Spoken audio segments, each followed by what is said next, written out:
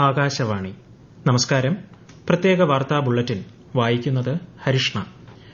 പ്രധാനമന്ത്രി നരേന്ദ്രമോദിയുടെ UK മാൽദീവ്സ് സന്ദർശനത്തിന് തുടക്കമായി. ഇരു രാജ്യങ്ങളുമായുള്ള പങ്കാളിത്തം ശക്തിപ്പെടുത്താനും സാമ്പത്തിക സഹകരണം, തൊഴിലവസരങ്ങൾ തുടങ്ങിയവ മെച്ചപ്പെടുത്താനും സന്ദർശനം വഴിയൊരുക്കുമെന്ന് യാത്ര പുറപ്പെടും മുൻപ് നൽകിയ പ്രസ്താവനയിൽ പ്രധാനമന്ത്രി പറഞ്ഞു.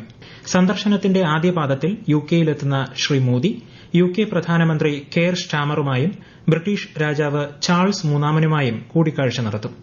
ഇന്ത്യ UK ഉഭയകക്ഷി ബന്ധം സംബന്ധിച്ച് നിർണായക ചർച്ചകളും സന്ദർശനത്തിന്റെ ഭാഗമായി നടക്കും. 2 ദിവസത്തെ UK പര്യടനം പൂർത്തിയാക്കി പ്രധാനമന്ത്രി മറ്റന്നാൾ മാൽദീവ്സിലെത്തും.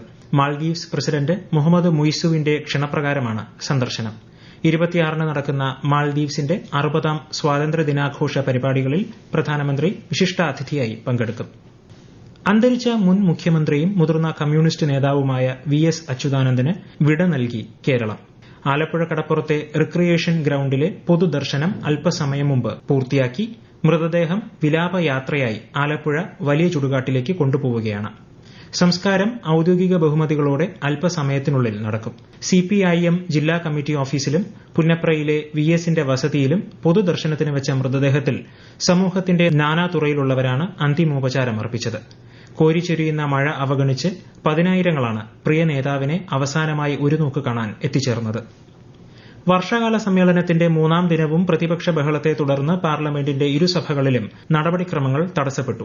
ബീഹാറിലെ വോട്ടർ പട്ടിക പരിഷ്കരണം ഉൾപ്പെടെയുള്ള വിഷയങ്ങൾ ചർച്ച ചെയ്യണമെന്ന് ആവശ്യപ്പെട്ടായിരുന്നു പ്രതിപക്ഷ പ്രതിഷേധം. ഇരുസഭകളിലും നടപടികൾ 2 തവണ നിർത്തിവെച്ചെങ്കിലും പ്രതിഷേധം തുടർന്നതോടെ നടപടിക്രമങ്ങൾ വേഗത്തിൽ പൂർത്തിയാക്കി ഇന്നത്തേക്ക് പിരിയുകയായിരുന്നു. ദേശീയ കായിക ഭരണ നിർവഹണ ബിൽ 2025 കേന്ദ്രമന്ത്രി മൻസുഖ് മാണ്ഡവ്യ ലോക്സഭയിൽ അവതരിപ്പിച്ചു.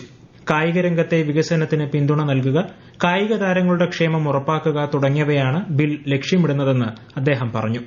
2022 ദേശീയ ഉത്തേജക വിരുദ്ധ നിയമത്തിൽ മാറ്റങ്ങൾ വരുത്തുന്ന ദേശീയ ഉത്തേജക വിരുദ്ധ ഭേദഗതി ബില്ലും ശ്രീ മാണ്ഡവ്യ ലോക്സഭയിൽ അവതരിപ്പിച്ചു. രാജ്യത്തെ ആകാശവാണി, ദൂരദർശൻ കേന്ദ്രങ്ങളുടെ നവീകരണത്തിനും വിപുലീകരണത്തിനുമുള്ള നടപടികൾ ഉടൻ ആരംഭിക്കുമെന്ന് കേന്ദ്ര സഹമന്ത്രി L. മുരുകൻ. പ്രക്ഷേപണ ഉപകരണങ്ങളുടെ ഡിജിറ്റലൈസേഷനും നവീകരണവും, സ്റ്റുഡിയോ, ട്രാൻസ്മിറ്റർ, അടിസ്ഥാന സൌകര്യങ്ങളുടെ നവീകരണം, പുതിയ സാങ്കേതിക വിദ്യകളുടെ ഉപയോഗം തുടങ്ങിയവ പദ്ധതിയിലൂടെ ലക്ഷ്യമിടുന്നുവെന്ന് കേന്ദ്ര സഹമന്ത്രി ലോക്സഭയിൽ അറിയിച്ചു. 2539.61 കോടി രൂപയുടെ പദ്ധതിക്കാണ് അംഗീകാരം ലഭിച്ചിട്ടുള്ളത്. കേരള തീരത്ത് കഴിഞ്ഞ മെയ് ജൂൺ മാസങ്ങളിലുണ്ടായ കപ്പൽ അപകടങ്ങളുടെ പശ്ചാത്തലത്തിൽ ദുരിതബാധിതരായ 1 ലക്ഷത്തിലേറെ മത്സ്യത്തൊഴിലാളി കുടുംബങ്ങൾക്ക് സംസ്ഥാന ദുരന്ത നിവാരണ നിധിയിൽ നിന്ന് 1000 രൂപ വീതവും 6 കിലോ അരിയും നൽകിയതായി കേന്ദ്ര സഹമന്ത്രി ജോർജ് കുര്യൻ. CMFRI നടത്തിയ പഠനത്തിൽ ഈ മേഖലയിലെ മത്സ്യ സാമ്പിളുകൾ സുരക്ഷിതമാണെന്നും കണ്ടെത്തിയിട്ടുണ്ട്. KC വേണുഗോപാൽ MPയുടെ ചോദ്യത്തിന് ലോക്സഭയിൽ രേഖാമൂലം നൽകിയ മറുപടിയിലാണ് കേന്ദ്ര സഹമന്ത്രി ഇക്കാര്യം വ്യക്തമാക്കിയത്. ഉപരാഷ്ട്രപതി തെരഞ്ഞെടുപ്പിനുള്ള നടപടിക്രമങ്ങൾ ആരംഭിച്ച് തെരഞ്ഞെടുപ്പ് കമ്മീഷൻ. ജഗദീപ് ധൻകർ ഉപരാഷ്ട്രപതി സ്ഥാനത്ത് നിന്നും തിങ്കളാഴ്ച രാജിവെച്ച സാഹചര്യത്തിലാണ് നടപടി. ഇന്ത്യ ഇംഗ്ലണ്ട് ടെസ്റ്റ് ക്രിക്കറ്റ് പരമ്പരയിലെ 4ാം മത്സരം മാഞ്ചസ്റ്ററിലെ ഓൾഡ് ട്രാഫോർഡ് ക്രിക്കറ്റ് സ്റ്റേഡിയത്തിൽ പുരോഗമിക്കുന്നു. ടോസ് നേടിയ ഇംഗ്ലണ്ട് ഇന്ത്യയെ ബാറ്റിംഗിനയച്ചു. ഇടവേളയ്ക്കായി പിരിയുമ്പോൾ ഇന്ത്യ 3 വിക്കറ്റ് നഷ്ടത്തിൽ 149 റൺ എന്ന നിലയിലാണ്. യശസ്വി ജയ്സ്വാൾ അർദ്ധ സെഞ്ചുറി നേടി. 5 മത്സരങ്ങളുള്ള പരമ്പരയിൽ നിലവിൽ ഇംഗ്ലണ്ട് 2-1 മുന്നിലാണ്. പരമ്പരയിലെ അവസാന മത്സരം ഈ മാസം 31 കെന്നിംഗ്ടണിൽ ആരംഭിക്കും. പ്രധാനമന്ത്രി നരേന്ദ്രമോദി ആകാശവാണിയിലൂടെ ജനങ്ങളുമായി ആശയങ്ങൾ പങ്കുവയ്ക്കുന്ന പ്രതിമാസ റേഡിയോ പ്രഭാഷണ പരിപാടി മൻ കി ബാത്ത് ഈ മാസം 27 രാവിലെ 11 മണിക്ക് പ്രക്ഷേപണം ചെയ്യും. പരിപാടിയുടെ 124ാം പതിപ്പാണിത്.